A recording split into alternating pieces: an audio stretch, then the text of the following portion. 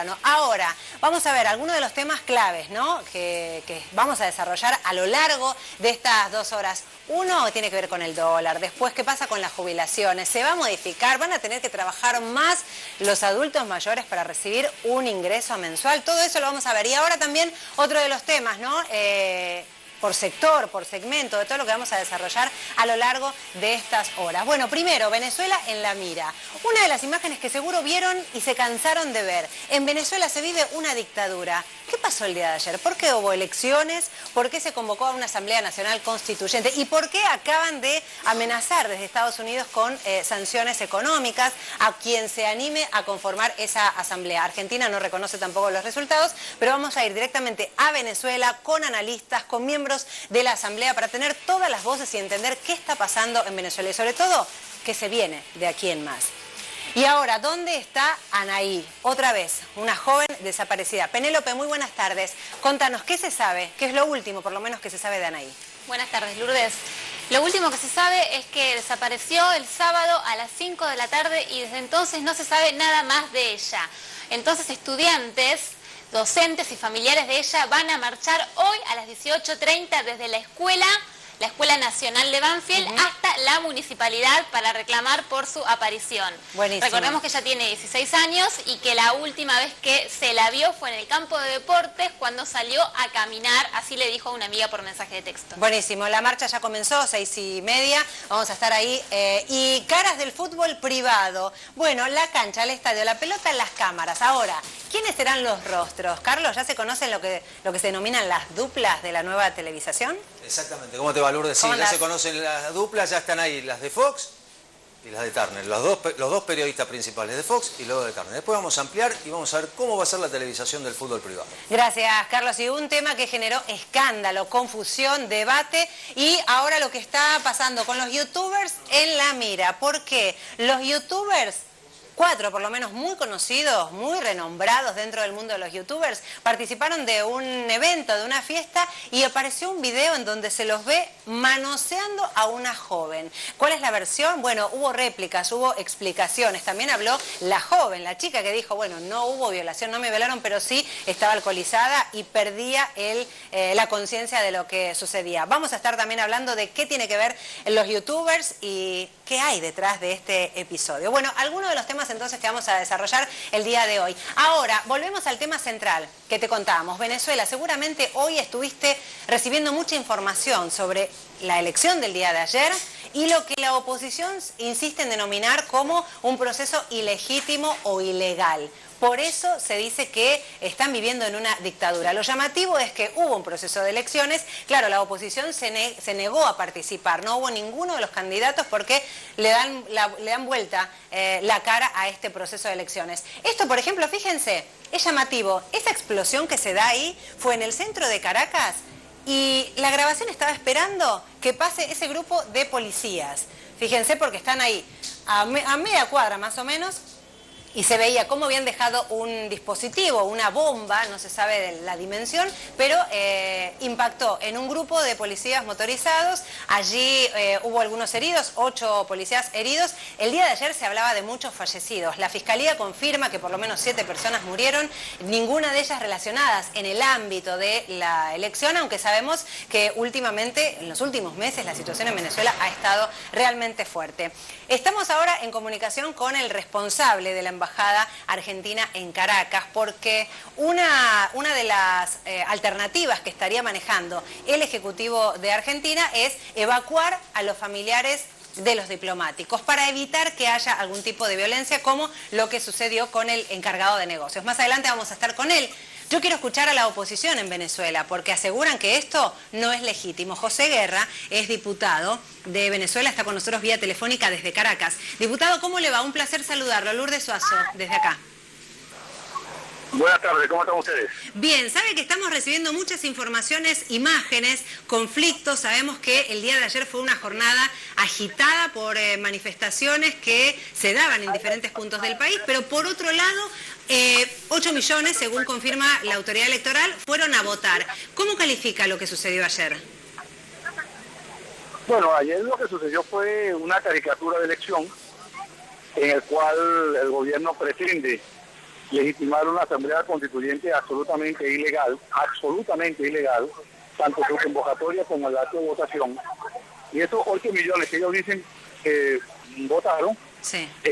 Tiene lo siguiente: se elegían dos tipos de constituyentes, los constituyentes de orden nacional y los constituyentes de orden sectorial. Sí. Sectorial son el sector transporte, el sector empresario, el sector estudiantil, los jóvenes, tercera edad, entre otros. Entonces lo que hicieron fue sumar los dos. Cuando no se pueden sumar los dos, tiene que ser la lista nacional. La lista nacional en realidad arroja 3.100.000 votos. Esto fue lo que obtuvieron ellos. Y quieren darle, claro, cuando está, es como si usted hiciese una elección en Argentina. A ver, hagamos de cuenta que las elecciones se hacen acá en Argentina. Entonces usted tiene los diputados nacionales, ¿verdad? Sí. Y tiene los diputados provinciales, ¿de acuerdo? Así es. Se llaman hasta diputados provinciales. ¿Cómo? Entonces, usted quiere saber, allá usted lo llama diputados provinciales, ¿no? Exacto, en representación de cada entonces, provincia y también nacionales. Entonces la persona, el argentino, digamos de Mendoza, por ejemplo, Sí. vota por la lista del diputado de Mendoza, del diputado nacional que lo va a representar en el Congreso Nacional, y a la vez vota por el diputado que lo va a representar en el Congreso de la provincia, ¿de acuerdo? Sí. Entonces tú dices, no, los votos fueron la suma del diputado nacional más los del diputado de la provincia. Eso es una estafa. Ahora, diputado, a ver si yo trato de seguirlo y de traducirlo para que se entienda en todo el territorio. Nos están viendo en todo el país ahora para ver lo que pasa en Venezuela. Usted dice que ese 8 millones de ciudadanos que votaron según el Consejo Nacional Electoral no es cierto. No, eso no es absolutamente. ¿Y qué manera tiene de verificarlo? Porque es la autoridad electoral del país. Sí, pero porque justamente ellos cuando yo me boletín dijeron se contaron tantos votantes, pero no cuántos votos. Y no dieron el número de votos discriminados en el voto nacional y en el voto regional, o el voto provincial. Eso, ahí está el problema. Ahora, que no hicieron explícito. Es decir, es como si yo hiciera la elección y no digo cuántos votaron a nivel nacional y cuántos votaron a nivel provincial. Ahora, entonces, le hago una pregunta, si se quiere más de origen, porque lo llamativo del día de ayer es que no había ningún candidato opositor. Me recuerda mucho al año 2005, cuando la oposición también decidió desconocer a la autoridad electoral y no presentarse a elecciones. Fue el momento en que se conformó, ¿se acuerda de esa asamblea que se la decía roja, rojita, que eran todos chavistas porque no había candidatos de oposición? ¿Por qué ahora sucede lo mismo? ¿Deciden no participar? No, porque esta es una elección de la constituyente que no cumplió un requisito previo. Y el requisito previo que ha debido cumplirse, y en el cual, si se hubiese cumplido, nosotros hubiésemos participado, es que para la elección de una asamblea constituyente que tiene plenos poderes supraconstitucionales, había que llamar un referendo previo. Y el gobierno no llama referendo previo porque lo va a perder. Evidentemente, en esa condición era muy difícil participar. Y además por el hecho de que los diputados, el número de diputados a ser electos en la asamblea constituyente eran por sectores, la mitad. Y el registro electoral, todos los sectores te lo daba el gobierno. Entonces ya la elección estaba marcada por el gobierno. Ahora, le hago una pregunta. Por eso no participamos. Sí, la situación es realmente complicada, ¿no? En el país el Ejecutivo asegura que va a seguir utilizando las vías normativas, si se quiere, a través de esta Asamblea Constituyente para, de alguna manera, refundar la política en el país, y la oposición dice que esto no es legítimo. ¿Qué salida le ve a la situación actual en el país? Digo, dentro de los estándares que hoy están vigentes en el país. Es complicado dar la salida, decir qué va a pasar. Lo que sí es cierto es que el país hoy es ingobernable. El país no tiene tranquilidad ni la va a tener mientras esta Asamblea Constituyente y el propio gobierno sigan funcionando. La salida es electoral, llama al pueblo a elecciones libres, democráticas, donde se cuente un ciudadano un voto. Esa es la salida de la crisis venezolana. Pero le hago una... Sí, claro. No, por eso yo le pregunto de acá en más, ¿no? Ya estamos en esta situación. Lo que pregunto es, porque se llama elecciones libres. No sé qué sería libres. ¿Ustedes solamente quieren elecciones presidenciales? No, nosotros queremos... la Constitución establece lo siguiente. Establece que el año pasado debió hacer las elecciones provinciales, que el gobierno no las hizo. ¿Y por qué no las hizo? Bueno, porque sabe que las va a perder.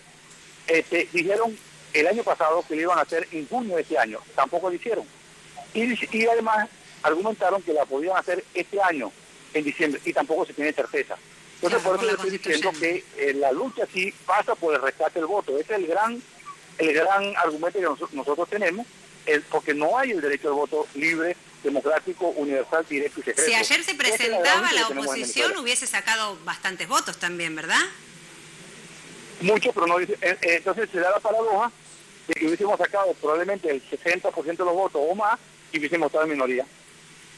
Y bueno, pero no, lástima que no lo podemos ver, lástima que no se pudo ver. Bueno, diputado, vamos a seguir atentos. Gracias de verdad por el contacto desde Caracas. Estamos abiertos a escuchar todas las posturas políticas para entender realmente qué pasa y sobre todo lo que le queda al pueblo de aquí en más. Le mando un abrazo.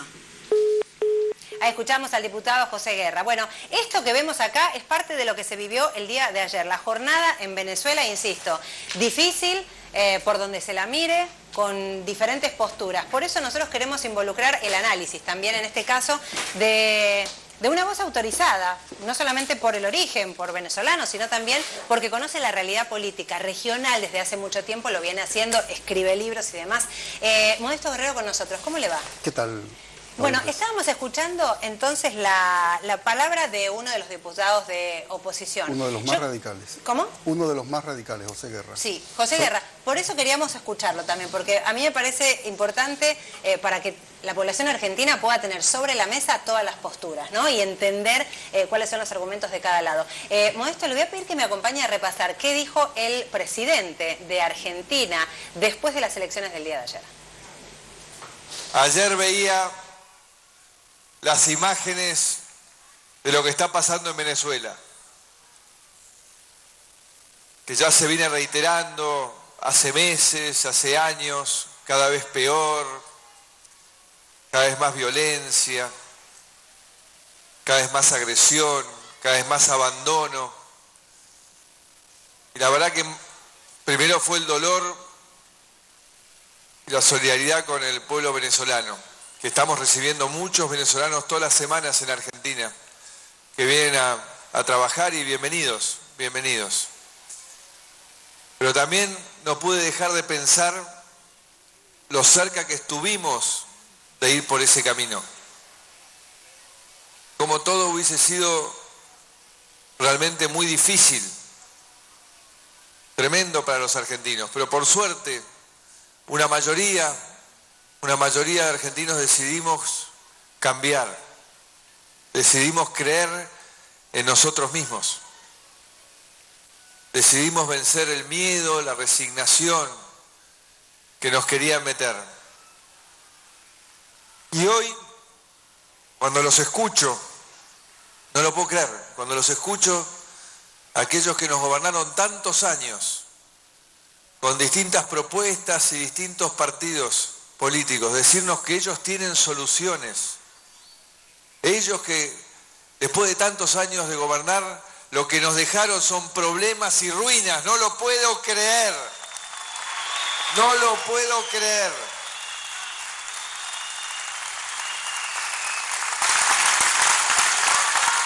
Y realmente, ante tantas denuncias que hacen, tantos pronósticos catastróficos, lo único que uno empieza a sentir es que quieren que nos vaya mal a los argentinos, para ellos recuperar el poder. Y vuelven con el miedo y con los pronósticos, y que las cosas horribles que nos van a pasar. Y ¿saben qué? Justamente me acordaba que es lo mismo, y casi son muchos de ellos los mismos, que decían que yo iba a ser presidente de Boca para hacer Boca un club para unos pocos. Y la verdad que Boca creció, ganamos por todo el mundo, con algunos como de Colón, como Negro Ibarra y otros de Unión que nos ayudaron a ganar. Y para felicidad de todos, especialmente de los de River, ganamos por todos lados. Y después cuando fui a la ciudad de vuelta, me dijeron que yo iba a gobernar para los barrios del norte. Y fuimos el gobierno que más construyó y achicó la brecha entre el norte y el sur, con educación, con salud, con infraestructura, con trabajo. es siempre el mismo latiguillo, siempre la misma mentira. Pero lo bueno es que los argentinos hemos decidido ir por otro camino, el de poner el Estado al servicio de la gente, de resolver sus problemas, y un Estado que enfrente las mafias sin miedo, sin complicidades. Cuando escucha estas declaraciones sobre su país, ¿qué siente? La verdad nada, porque son inodoras, incoloras e insaboras. No tiene contenido, no tiene historia, no tiene concepto. No hay forma de asentar esa suma de palabras en un concepto o verificación estadística. Si las hubiera dicho de la Rúa o Menem, daría lo mismo. La diferencia ¿cuál es? Que ese camino de Menem y de la Rúa sumados condujeron a lo que para ellos en su imaginario es la Venezuela del año 2001, pero en Argentina. 2001 en Argentina es la Venezuela en su imaginario del año 2017. Entonces no tiene sustento. ¿Por qué? Porque, ¿qué decían antes de las votaciones de ayer a la Constituyente? ¿Qué dijeron los diarios que ellos leen, siguen y ponderan? Que los votantes no iban a ser más de 2 millones, ¿sabes por qué? Porque 2 millones son los funcionarios públicos y empleados de empresas estatales. ¿Y fueron 8? Fueron 8 millones verificados, no solo por el Consejo Nacional Electoral, que es la autoridad hasta ahora incuestionable por la Comisión Carter, y la empresa que fabricó las máquinas en Alemania, que estaba verificando. También por el Chicago Tribune, al que tú le puedes decir cualquier cosa menos chavista o izquierdista. Claro. Ese es uno de los diarios del imperialismo norteamericano. Ahora, el gobierno de Estados Unidos, a través del secretario del Tesoro, acaba de advertir que cualquier venezolano que conforme la Asamblea Nacional Constituyente va a ser sujeto de sanciones. Bla, bla, bla. ¿Qué significa eso? Eso es juego para... Un título. Título para los diarios enemigos del gobierno venezolano. ¿Por qué es bla, bla, bla? Porque quien más perdería si hay una sanción económica al Estado venezolano, que no es lo mismo que los diputados... Al petróleo, me imagino. Sería por el petróleo y por negocios financieros o bonos o minerales preciosos. Eso, sobre todo el petróleo, que Venezuela no le vende a Estados Unidos, le vende a la empresa Citgo, que es venezolana, que a su vez le vende a empresas norteamericanas. Claro. Los únicos que perderían en realidad son los negros y los indígenas que reciben petróleo beneficiado. Los pobres de Estados Unidos. Una parte de los pobres de Estados Unidos en la Florida reciben ese dinero, y del Harlem beneficiado cuando hay mucho frío. Ahora, Modesto, le hago una pregunta. ¿Es difícil imaginar una salida a corto plazo por lo que se está viviendo, ¿no? Así es. ¿Cómo está eso hay coincidencia incluso con la oposición en Venezuela. El gobierno, la oposición, todos están de acuerdo. ¿Por qué se convoca la Asamblea Nacional Constituyente? ¿Por qué se dice que era un intento de diálogo de paz? Por 2 razones. Porque lo otro era la guerra civil. Como dijo un ministro de Sanidad en Venezuela actual, dijo, nos quedaban 2 opciones en el gabinete cuando analizamos las opciones. O hacemos esto y vemos si se puede, o cuando yo me bajo de mi carro, de mi auto, me caigo a tiro con el guarimbero. El guarimbero es el piquetero. La guarimba es el piquete de acá, digo, el corte de Con la diferencia que el piquetero de acá termina siendo un boy scout de buena voluntad al lado del guarimbero. El guarimbero quema los árboles del barrio, quema las alcantarillas con gasolina. ¿Quemaron estaciones de subte? Incendiaron 32 chavistas o sospechosos de ser chavistas, incendiados en la calle. Eso no vamos a reproducir ese video porque es muy respeto fuerte, a la gente. Por respeto a la teleaudiencia, pero existe literalmente 32 víctimas, se llama víctimas de odio, según Naciones Unidas. ¿Están siendo investigadas esas? No, ahora sí están procesados 3 presos, los 11 guardias nacionales que dispararon de manera equivocada o falaz contra ciudadanos indefensos. ¿Hubo exceso de la fuerza pública? Esos 11 guardias nacionales, no policías bolivarianos, guardias nacionales dispararon con balas de metal. Y eso está prohibido por la Constitución. Fueron agarrados, procesados, 3 están presos y el resto puede terminar preso porque violaron la ley, su propia ley. Otra pregunta, ¿por qué la oposición no se suma a esta elección, a esta propuesta, por lo menos de salida Porque para política? ellos es un pecado capital. Esta elección de ayer es un pecado capital. ¿Por qué? Es el Armagedón para ellos, por 2 razones. Tú hacías una pregunta que conduce a esta respuesta.